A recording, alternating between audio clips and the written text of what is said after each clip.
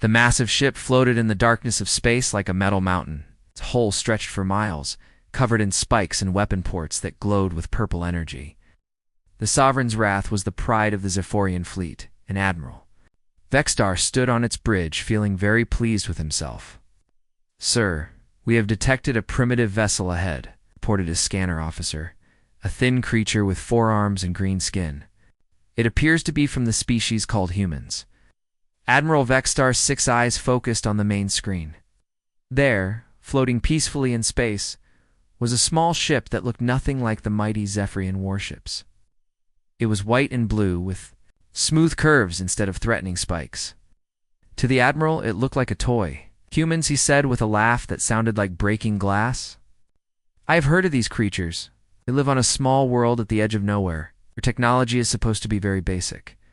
The human ship was called the UES Liberty. On its bridge, Captain Jake Collins sat in his command chair watching the alien vessel approach. He was a tall man with brown hair and calm blue eyes. He had been exploring this part of space for 3 months, looking for new worlds that humans might visit someday. "Captain, that ship is huge," said his first officer, Lieutenant Amy Rodriguez. It was a young woman with dark hair tied back in a neat bun. Her fingers danced over her control panel as she tried to scan the alien vessel. "I'm reading some kind of energy weapons. Lots of them." Captain Collins nodded slowly.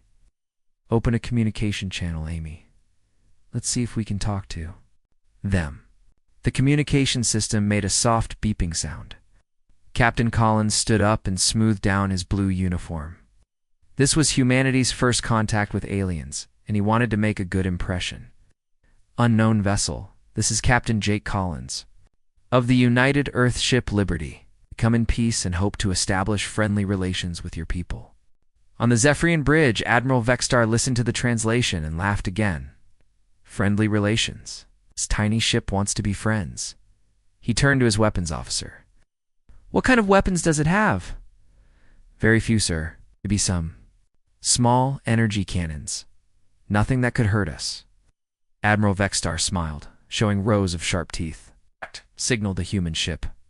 The screen on the Liberty's bridge flickered, and suddenly Admiral Vexstar's frightening face appeared. Captain Collins tried not to show his surprise at the alien's appearance. The creature looked like a cross between a shark and an octopus, with too many eyes and teeth. "Human vessel," Admiral Vexstar said in a voice like grinding metal. "I am Admiral Vexstar of the Zephyrian Galactic Empire. You will surrender your ship immediately and prepare to become subjects of the Empire." "Captain," Collins blinked. "I'm sorry, Admiral, but I think there's been a misunderstanding. We're explorers from Earth. We're not looking for trouble. Perhaps we could arrange a meeting between our peoples to discuss trade and friendship." The alien admiral's eyes narrowed. "You dare refuse the Empire? Your pathetic species will learn to obey, or you will be destroyed. This is your final warning." Captain Collins looked at his crew. Lieutenant Rodriguez was checking her scanners with a worried expression. At the weapons station, Sergeant Pete Murphy, a big man with red hair, was running tests on their systems. The navigation officer, Ensign Lisa Chen, was already plotting escape routes. "Admiral Vexstar," Captain Collins said calmly. "Right. "I understand you're used to dealing with species that might be afraid of you, but humanity doesn't respond well to threats. You prefer to solve problems through talking, not fighting." Admiral Vexstar made a sound like an angry animal. "You will learn fear, human.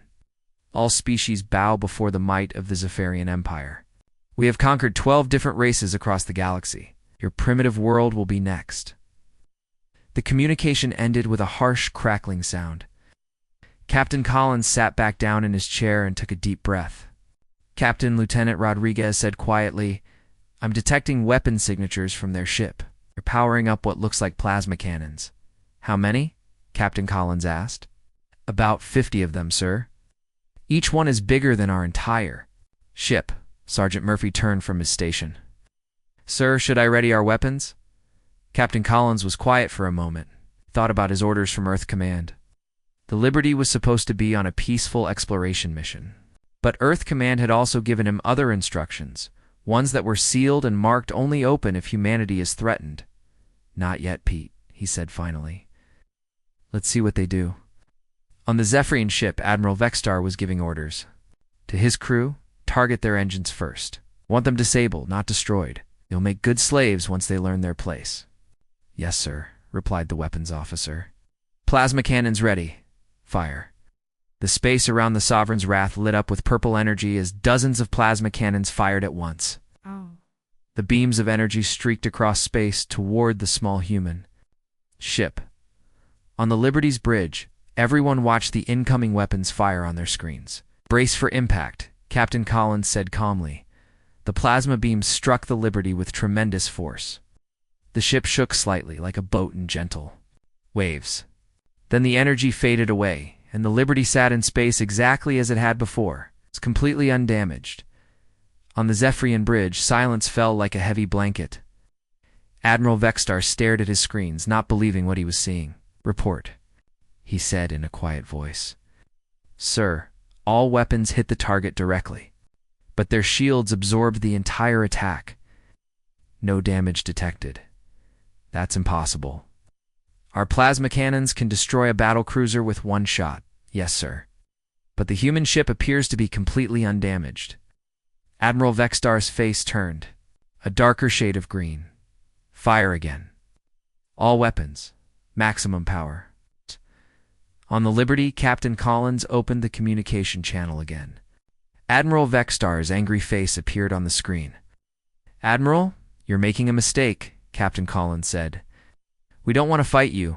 Please stop attacking us. Your shields won't save you forever, human. Admiral Vexstar snarled.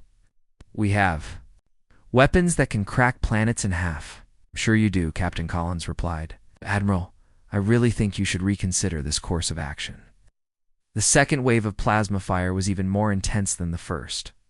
The space around the Liberty turned into a storm of purple energy. Every weapon on the massive Zephyrian ship fired at once, pouring enough energy to destroy a small moon into the human vessel. When the light faded, the Liberty still floated peacefully in space, without even a scratch on its hull. Admiral Vexstar stood up from his command chair, his hands shaking with rage. How is this possible? What kind of shields do they have? His science officer, a creature that looked like a walking tree, checked his instruments. Sir, I'm detecting energy readings from their ship that don't match any known technology. Their shields seem to be absorbing our weapons and converting the energy into something else. Converting it into what? I'm not sure, sir. But their power levels are actually increasing with each attack. Captain Collins appeared on the communication screen again. He looked tired, like a teacher dealing with a difficult student. Admiral Vexstar, he said, I really hoped we could do this peacefully. But you've attacked a human vessel unprovoked, and you've threatened my people. I'm afraid I can't let that continue. Admiral Vexstar laughed, but it sounded forced. Your little ship cannot threaten the might of the Zephyrian Empire. Captain Collins was quiet for a moment. Then he turned to someone off-screen. Amy, open a channel to Earth Command. Tell them we have a Code 7 situation. Code 7, sir. Hostile first contact with intent to conquer humanity. Request permission to reveal our true capabilities. Lieutenant Rodriguez's voice came through clearly. Earth Command responds, Permission granted, Captain. Show them what humans can do. Captain Collins looked back at Admiral Vexstar. Admiral, I need to tell you something important. This isn't an exploration ship. The alien's eyes widened. What? It's a warship. Admiral Vexstar stared at the screen in disbelief. What do you mean warship? That small vessel cannot be a warship. Captain Collins stood calmly on his bridge, his hands behind his back. Admiral, for the past 200 years, humanity has been listening to signals from space. We knew other species existed. We knew they had advanced technology, so we prepared. Prepared for what? Admiral Vexstar demanded. For this exact situation, for the day when we would meet aliens who wanted to conquer us instead of befriend us. On the Zephyrian bridge, the science officer was frantically checking his readings. Sir, the human ship is changing. I'm detecting massive energy fluctuations. Admiral Vexstar looked at his main screen and felt his blood turn cold. The small peaceful-looking ship was transforming before his eyes. Sections of the hull were sliding apart, revealing hidden compartments.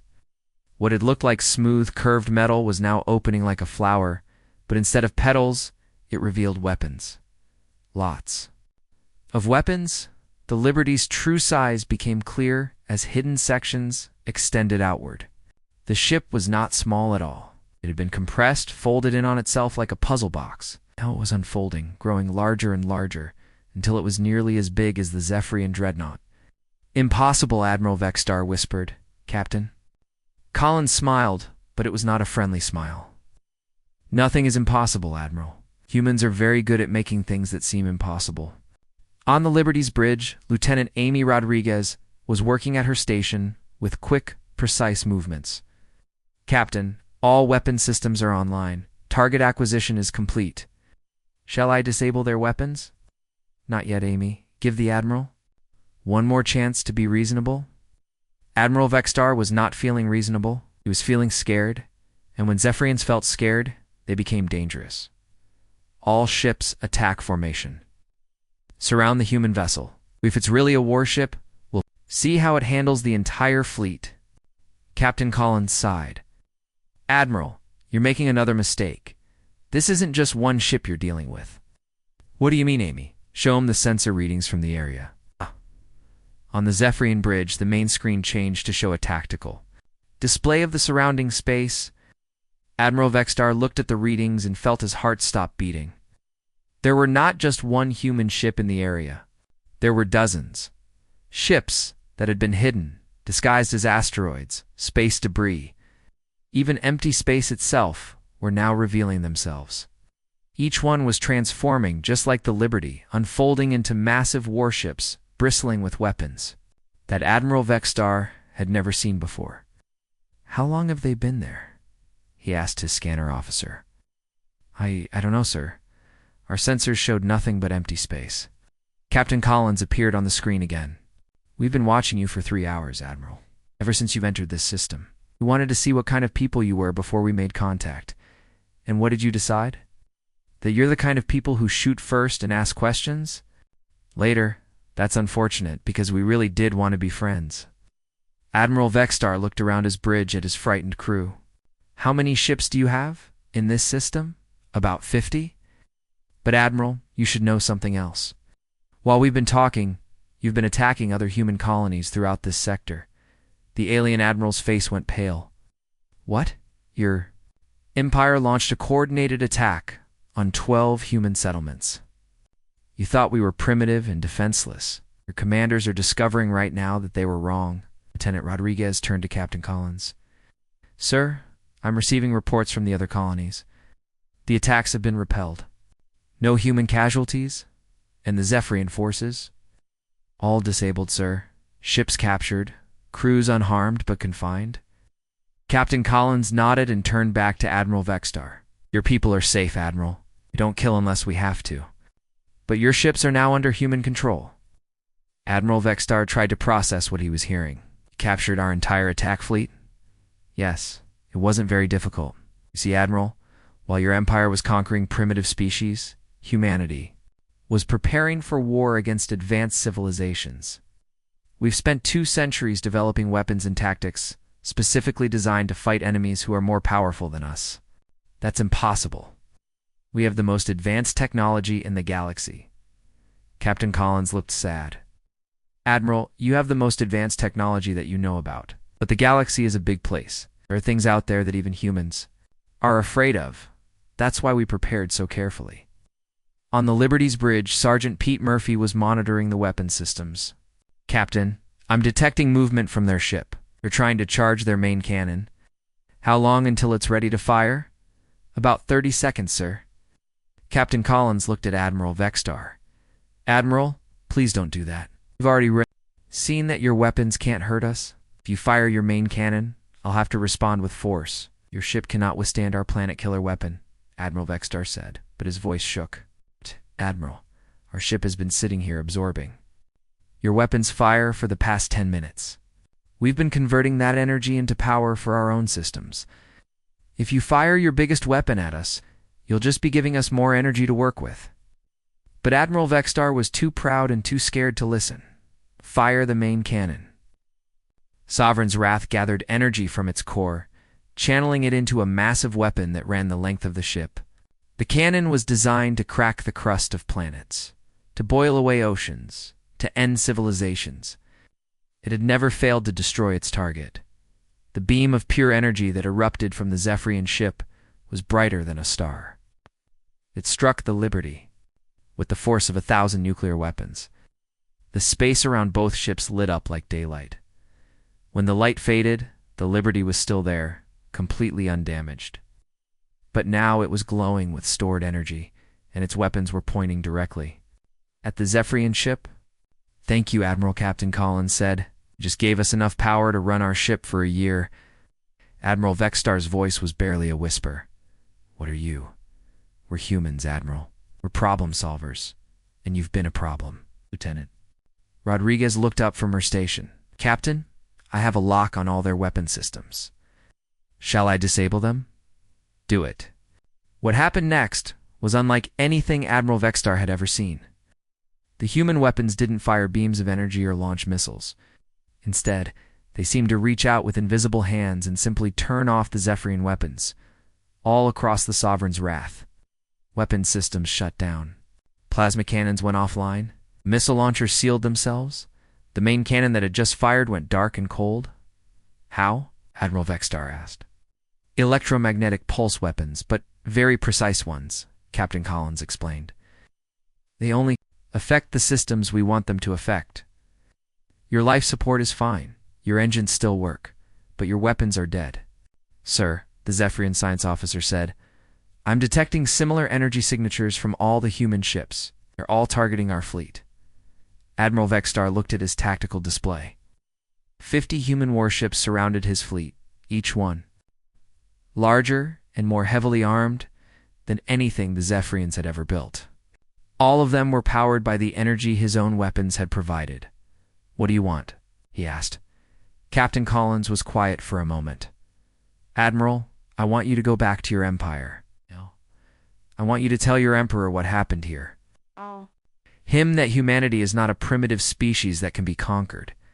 Tell him that we don't want to fight, but we're very good at it when we have to be. And if I refuse, then you'll sit here in space until you change your mind. Your weapons don't work. Your communications are being monitored. Your ship can't jump to hyperspace because we've disabled your jump drive. You can go home when you agree to carry our message." Admiral Vextar looked around his bridge at his defeated crew. "What message?" "That humanity wants to join the galactic community as equals, not as conquerors or slaves. We have technology to share, knowledge to exchange, and friendship to offer. But we will not be threatened, and we will not be conquered." The alien admiral was quiet for a long time. Finally, he spoke. "I will carry your message." "Good, Amy. Restore their communications and jump drive." Lieutenant Rodriguez worked at her station. "Done, sir." "They're free to go." As the Zephyrian fleet prepared to leave, Admiral Vextar appeared on the screen one last time. "Human what you've shown me today will change everything. The Empire will not forget this." Captain Collins nodded. "I hope that's a good thing, Admiral. It's for both our people's sake, so do I." The Zephyrian ships disappeared into hyperspace, leaving the human fleet alone in the darkness of space. Captain Collins sat back in his chair and let out a long breath. "Think "They'll be back?" Sergeant Murphy asked. "Oh yes," Captain Collins said. "But next time, I think they'll want to talk instead of fight."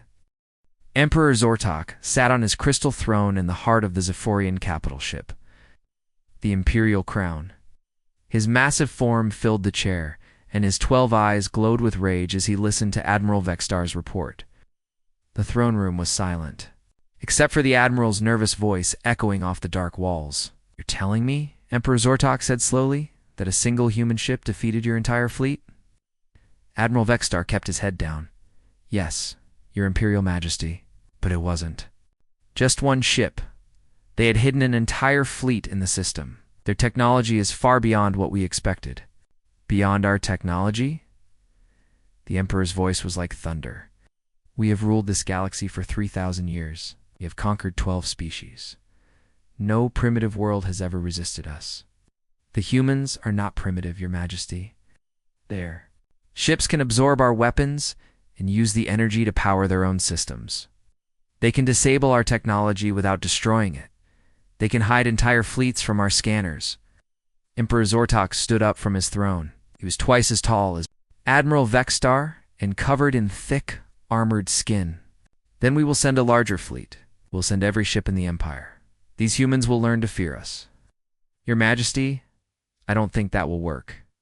They seemed to be expecting us. Like they had been preparing for this kind of war for a very long time. Preparing? How could they be preparing? We didn't even know they existed until last month.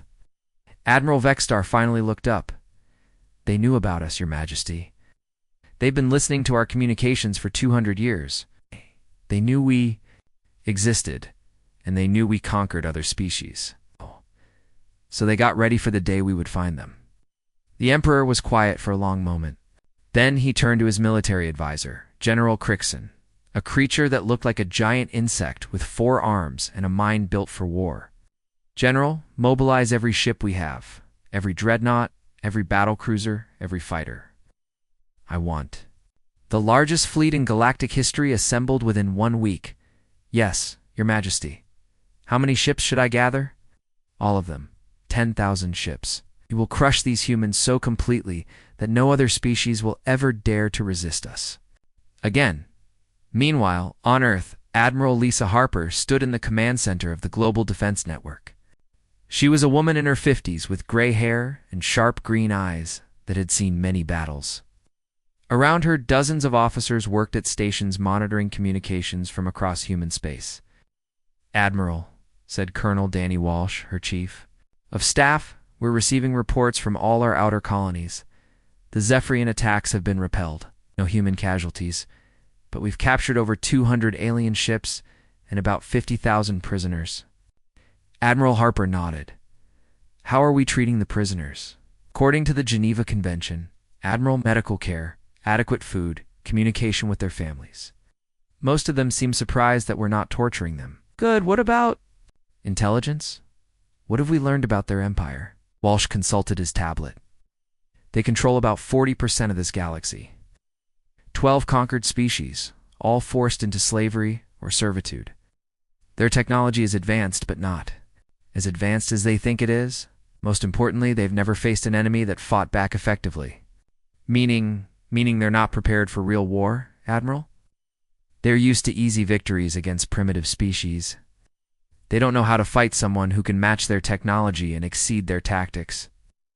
Admiral Harper walked to the large window that looked out over the Earth's surface. Far below, she could see the lights of cities, the green of forests, the blue of oceans. It was a beautiful world, and she had sworn to protect it. Danny, activate Protocol 7. Colonel Walsh looked surprised. All of it, Admiral? All of it? If the Zephyrians want a war, we'll give them one they'll never forget. Protocol 7 was humanity's ultimate war plan. For 2 centuries, since the first detection of alien radio signals, human governments had worked together to prepare for this possibility. They had built weapons, trained soldiers, and developed strategies for fighting enemies with superior technology. Most importantly, they had built ships. Lots of ships. Captain Ben Morrison stood on the bridge of the UES Defiance, one of humanity's newest warships. He was a young man with black hair and a reputation for being very good at his job. The Defiance was part of a fleet heading toward the Zephyrian border, and Captain Morrison was studying the intelligence reports they had gathered. Captain, said his tactical officer, Lieutenant Rita Brooks, I'm reading the captured Zephyrian data files. Their military doctrine is interesting. So, they rely entirely on overwhelming firepower and fear. They show up with huge ships, demand surrender, and then destroy anyone who refuses. They've never had to fight a real battle. Captain Morrison smiled. Then they're about to learn something new. The Defiance was not like the Liberty, where Captain Collins' ship had been designed to look harmless. The Defiance was built to look exactly like what it was, a weapon of war. It was black and angular, covered with armor and bristling with weapons that used technologies the Zephyrians had never seen. Sir, said the navigation officer, Ensign Kate Phillips. We're approaching the Kepler station system. Intelligence says there's a Zephyrian garrison there with about 50 ships. Any human prisoners? Yes, sir. About 200 civilians from the trading post they captured last week. Captain Morrison's face went hard. Then we go in fast and we go in quiet. Rita, I want target locks on every enemy ship before they know we're there. Aye, sir. The Defiance and its escort ships dropped out of hyperspace at the edge of the Kepler system. Immediately, they activated their stealth systems and became invisible to Zephyrian scanners. Moving silently through space, they approached the enemy. Garrisoned at the Zephyrian base, Commander Thekvar was feeling very pleased with himself. He had captured a human trading post without losing a single ship, and now he had prisoners to show to the Emperor. The humans had not even tried to fight back, Commander said. His communications officer were receiving a message from the human prisoners. They want to negotiate for their release. Commander Thekvar laughed. Let them beg. Entertainment for the crew. But the message was not from the prisoners. It was from Captain Morrison. Zephyrian Commander, this is Captain Ben Morrison of the United Earth ship Defiance. You are holding human civilians prisoner. Release them immediately or face the consequences. Commander Thekvar looked at his scanner officer. You see this human ship? No, sir. Scanners show empty space. Then how are they communicating with us? I don't know, sir. Commander Thekvar opened a communication channel. Human captain, I see no ship. If you exist, show yourself, as you wish. Suddenly, the space around the Zephyrian base filled with human warships. They appeared from nowhere as if they had been invisible. The Defiance materialized directly in front of the enemy flagship, so close that their hulls almost touched. Impossible, Commander. Thekvar whispered. Captain Morrison's voice came through the communication system again. Commander, you have 10 seconds to release the prisoners and surrender your ships. If you refuse, we will take them by force. You cannot defeat 50 ships with your small fleet. Commander, you're not fighting 50 ships against 12. You're fighting 50 ships against 50 ships. More human vessels appeared, surrounding the Zephyrian base completely. Each one was different from the others, as if humanity had been experimenting with different designs and technologies. Some ships looked like flying fortresses, others like sleek predators. All of them had their weapons trained on the enemy. Commander Thekvar tried to order his ships to attack, but nothing happened. His weapons officer turned to him with a confused expression. Sir, our weapon systems are offline. All of them. Is that possible? Captain Morrison answered. We've been jamming your systems since we arrived, Commander. Your weapons, your shields, your engines, even your communications with the other ships. You can talk to us, but you can't coordinate with. Your fleet was true. Each Zephyrian ship found itself alone, unable to communicate with the others, unable to fight back. The humans had used some kind of technology that disrupted their systems without destroying them. What do you want? Commander Thekvar asked. Want the prisoners released unharmed? I want your surrender. And I want you to carry a message back to your empire. A message? That humanity doesn't fight the way you expect. We don't line up our ships and exchange fire until someone wins. We study our enemies, we learn their weaknesses, and then we exploit those weaknesses completely. Lieutenant Brooks looked up from her station. Captain, the prisoners are being released. The Zephyrian ships are powering down their remaining systems. Good. Open a channel to all enemy ships.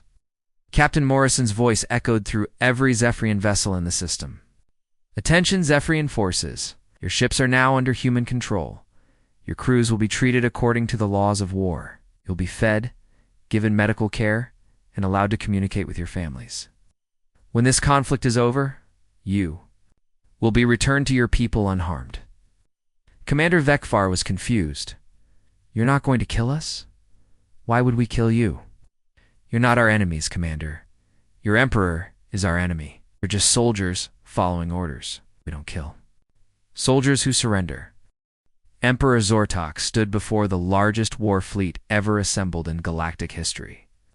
10,000 ships floated in formation around the Imperial Crown, each one a monument to Zephyrian power. Dreadnoughts the size of cities, battle cruisers, bristling with weapons, and fighters that could level mountains filled the space around the capital world. "General Crixon," the Emperor said, his voice carrying across the command bridge, "is the fleet ready?" General Crixon bowed his forearms. "Yes, Your Majesty. 10,000 ships, 2 million soldiers, and enough firepower to destroy 100 worlds. The humans cannot possibly resist this force." "Good, we jump to their home system in 1 hour. This time there will be no survivors to carry tales of resistance." But the Emperor did not know that human ships were already watching his fleet. Hidden among the asteroids and space debris, tiny human scout vessels recorded every detail of the Zephyrian armada. These scouts were no bigger than fighters, but they carried the most advanced stealth technology humanity had ever built.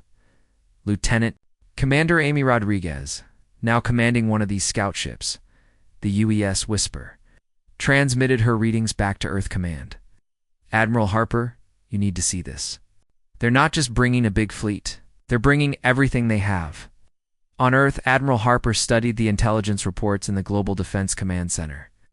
Around her, hundreds of officers worked at stations that connected to human forces across the galaxy. The walls showed tactical displays of ship movements, supply lines, and battle plans that had been decades in the making. "How many ships did you count, Amy?" Admiral Harper asked. 10,000 confirmed, Admiral. Maybe more hiding in the back. Your flagship alone is bigger than our largest space station." Colonel Danny Walsh looked worried. "Admiral, that's twice as many ships as our intelligence suggested they had." Admiral Harper smiled, but it was not a happy smile. "Danny, remember what happened to the last group of aliens who underestimated humanity? They ended up as prisoners getting better food than they gave their own soldiers."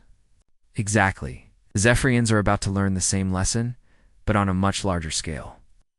Admiral Harper walked to the main communication console. "Open a channel to all human fleets. Authorization code, Harper 7, 7 Alpha." Throughout human space ship captains received the message they had been training for their entire careers. Protocol 7 was now fully active. Every human warship, from the smallest destroyer to the massive battle stations hidden in the outer solar system, was now under Admiral Harper's direct command. Captain Ryan Tucker stood on the bridge of the UES Thunder, one of humanity's newest and most powerful ships.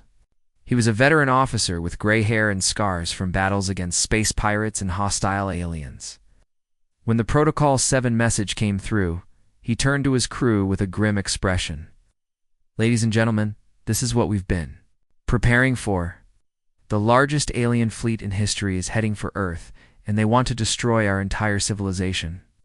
His weapons officer, Lieutenant Commander Sarah Logan, checked her systems. "Captain, all weapon systems are online. Yeah, the new quantum torpedoes are loaded and ready." "Good. How many ships do we have in our battle group?"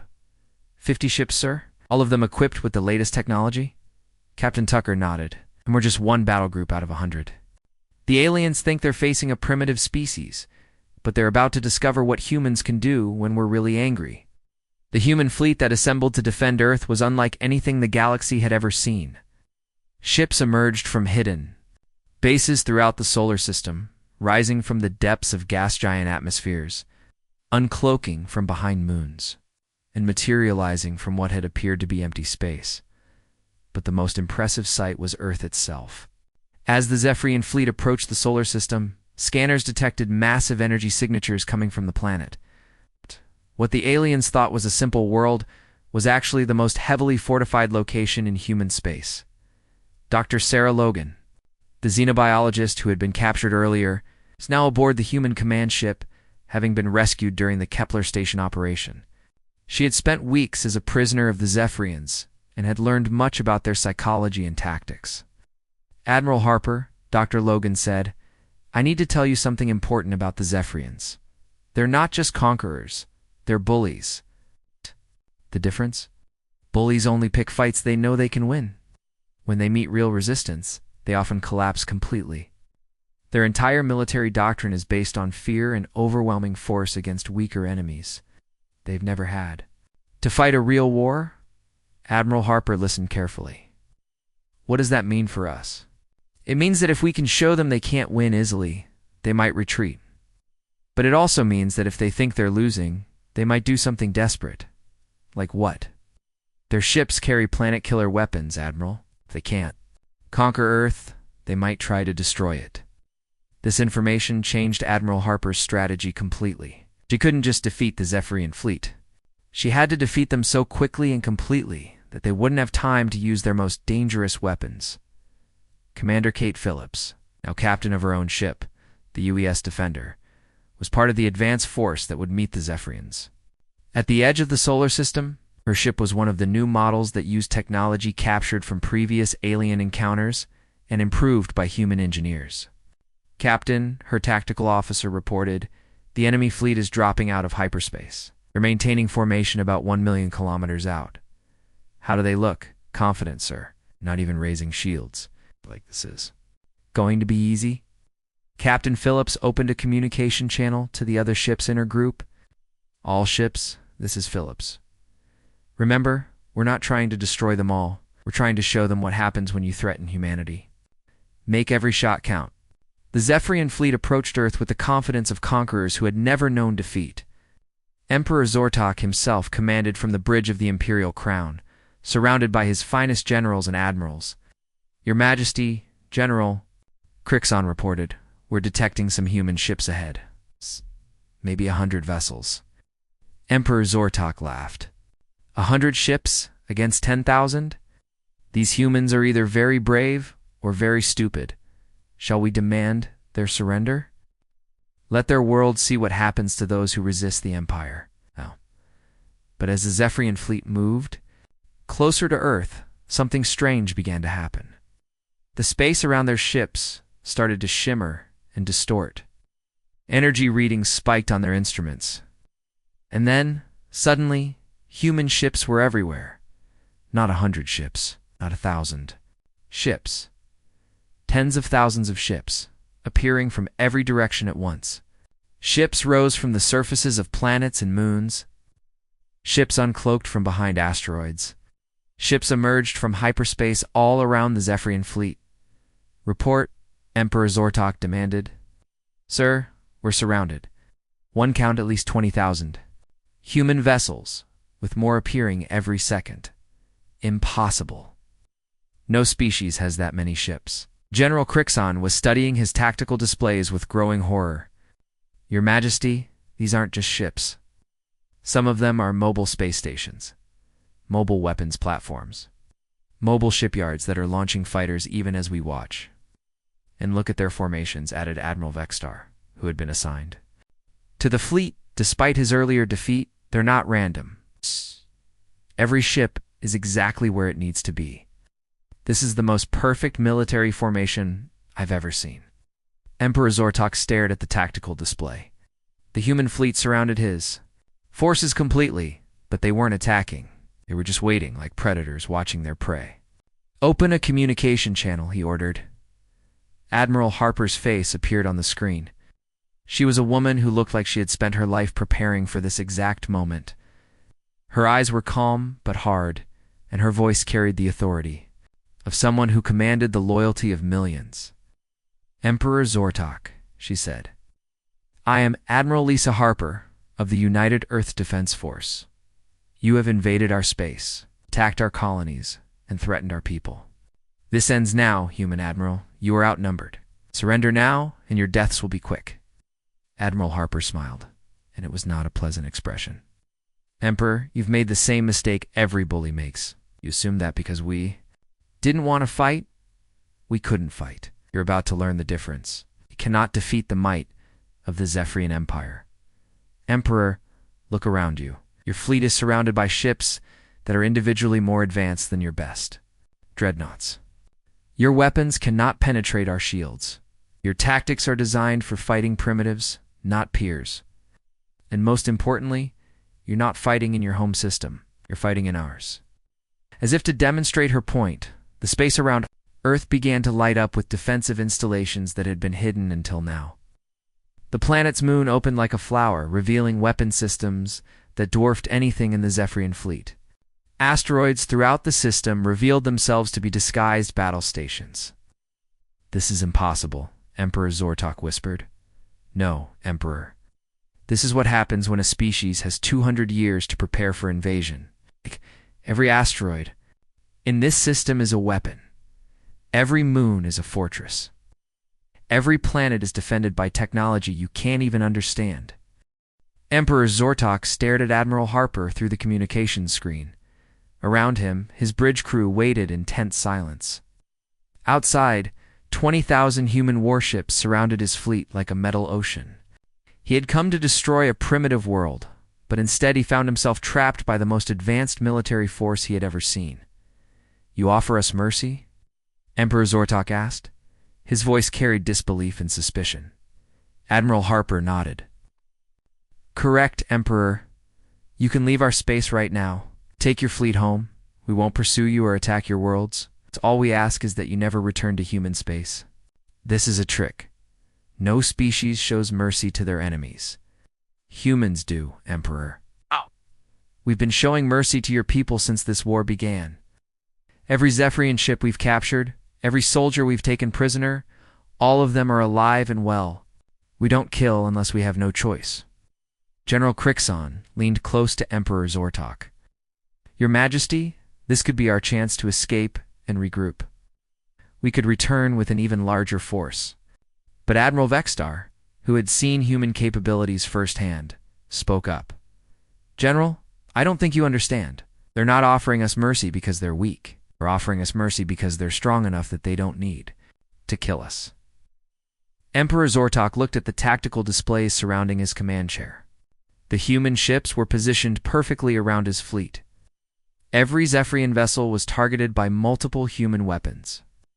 If the humans wanted to destroy his fleet, they could do it in minutes. Human Admiral Emperor Zortok said slowly, "If we leave, what guarantee do we have that you won't attack our empire later?" Admiral Harper was quiet for a moment. "Emperor, humans have been listening to your communications for 200 years. We know about every world you've conquered, every species you've enslaved. If we wanted to attack you, we would have done it already. Then why didn't you?" "Because we hoped we could join the galactic community peacefully. We wanted to trade with other species, learn from them, share our knowledge with them. We never wanted war." Emperor Zortok felt confused. In his experience, powerful species always use their strength to conquer others. "If you're so powerful, why don't you rule the galaxy?" "Because ruling the galaxy isn't our goal, Emperor. Exploring it is. Learning from it is. It's protecting our people is. We don't want to be emperors. We want to be neighbors." On the bridge of the UES Thunder, Captain Ryan Tucker was monitoring the conversation between the two leaders. His weapons officer, Lieutenant Commander Sarah Logan, was tracking the enemy fleet's energy signatures. "Captain," she said quietly, "I'm detecting power fluctuations in their main ship. They might be charging weapons." Captain Tucker nodded. "Keep watching. If they try anything, we'll be ready." But Admiral Harper had noticed the same thing. Her voice became harder when she spoke to Emperor Zortok again. "Emperor, I strongly advise you not to charge your weapons. You've seen what happens when Zephyrian weapons meet human shields?" "We haven't tried our planet killer cannon yet," Emperor Zortok said. "Emperor, please don't make us demonstrate what happens when you do." Emperor Zortok was a proud ruler who had never backed down from a fight. But he was also smart enough to recognize when he was beaten. Around him, his advisors argued in whispers about what to do. "Your Majesty," Admiral Vextar said, "I've fought these humans before. Their technology is beyond anything we understand. Their tactics are perfect. Their discipline is absolute. If we fight them here, we will lose everything. But if we retreat, we look weak," General Crixon argued. "The other species in our empire will see this as a sign that they can rebel against us." General Admiral Vextar replied, "If we fight and lose, there won't be an empire left to worry about." Emperor Zortok listened to his advisors, but his attention was focused on something else. Throughout this conversation, more human ships had continued to arrive in the system.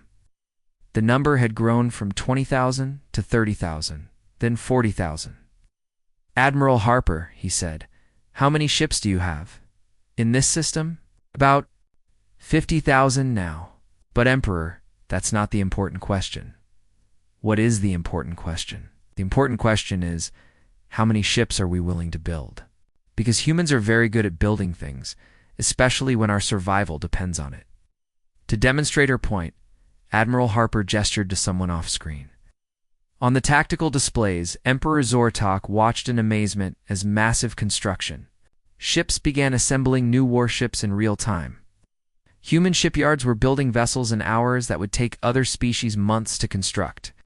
We can build ships faster than you can destroy them, Emperor. We can replace our entire fleet in a week if we need to. Can you say the same? Emperor Zortok realized that he was not just facing a powerful enemy. He was facing an enemy that could become more powerful every day. The humans had turned their entire civilization into a war machine, but a war machine focused on defense rather than conquest. "What do you want from us?" he asked finally. "We want you to go home and think about what kind of galaxy you want to live in," Admiral Harper said. "Do you want a galaxy where strong species prey on weak ones? Where every first contact ends in war? Where technology is used only for conquest? What's the alternative? A galaxy where species work together? Where technology is shared to benefit everyone? Where conflicts are resolved through negotiation instead of violence? Where being strong means protecting others, not conquering them?" Admiral Harper paused and looked directly at Emperor Zortok. "Emperor, humans could conquer your empire if we wanted to. We could free every enslaved species, take control of every world, and rule the galaxy by force. But we don't want to do that. Why not? Because that would make us just like you. We're better than that." Emperor Zortok was quiet for a long time. Round him, his fleet waited for orders. Around his fleet, the human armada waited patiently. For the first time in his life, the Emperor felt small. "If we leave," he said slowly, "what happens to the species we've conquered? That's up to you, Emperor. But I will tell you this, humans, we'll be watching. If you continue to oppress other species, we will intervene. Not to conquer your worlds, but to free theirs. And if we change, if we try to build the kind of galaxy you describe..." Admiral Harper smiled, and for the first time, it was a warm smile. "Then you'll find that humans are very good allies to have. We have technology to share, knowledge to offer, and friendship to give. We'd rather be your partners than your enemies." Emperor Zortok looked around his bridge one more time. His advisors were watching him, waiting for his decision. His fleet was waiting for orders. The entire galaxy was about to change based on what he said next.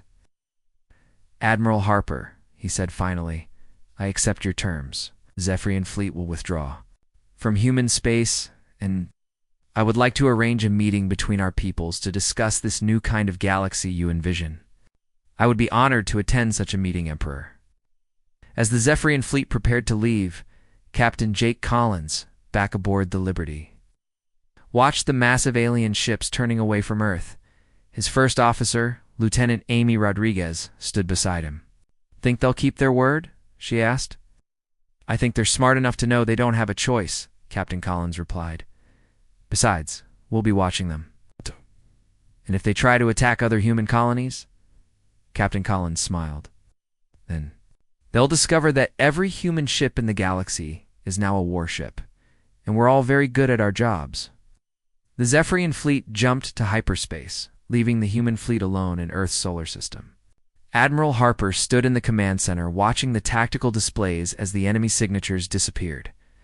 Admiral Colonel Danny Walsh said, "What are your orders for the fleet?" "Stand down to yellow alert. Keep the patrol ships active. But send the main fleet back to their stations." And Danny, "Yes, Admiral." "Send a message to all human colonies. Tell them the war is over. Tell them we won. And tell them we did it without becoming the monsters we were fighting." 6 months later, Captain Collins sat in a conference room on a neutral space station, across from Admiral Vexstar and several other Zephyrian officials. They were negotiating the first trade agreement between their species. "I have to ask," Admiral Vexstar said during a break in the negotiations, "how long were you really preparing for war against us?" Captain Collins smiled. "Admiral, we weren't preparing for war against you specifically. We were preparing for war against anyone who might threaten humanity. It just happened that you were the ones who showed up first, and if others come, other hostile species, Then they'll learn the same lesson you did. Humans prefer peace, but we're very good at war when we have to be. Admiral Vexstar nodded slowly. I'm beginning to understand why your species survived and thrived. You prepare for the worst, but hope for the best. That's right. And now that we're friends instead of enemies, you'll find that humans make much better allies than we do opponents. Galaxy was changing. Species that had been enslaved for generations were declaring independence, knowing that humanity would support their freedom. Trade routes were opening between worlds that had never communicated before. Scientific knowledge was being shared across species barriers.